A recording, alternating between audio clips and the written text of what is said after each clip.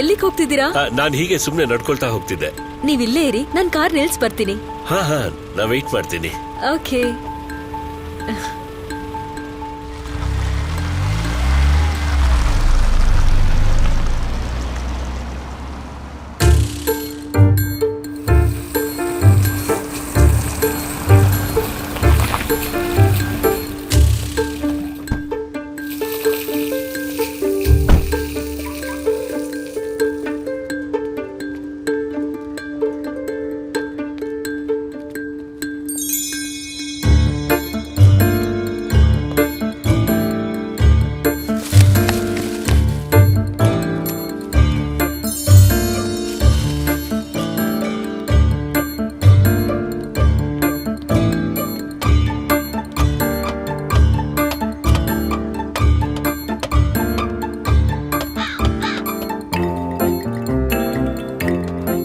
ಇಷ್ಟು ದೊಡ್ಡ ಮನೆ ಕಟ್ಸಿದ್ದಾರೆ, ಮೇಲ್ ಹೋಗೋದಕ್ಕೆ ಒಂದ್ ಲಿಫ್ಟ್ ಹಾಕ್ಸಿಲ್ವಲ್ಲ, ಅದಕ್ಕೂ ಐಡಿಯಾ ಇರ್ಬೇಕು.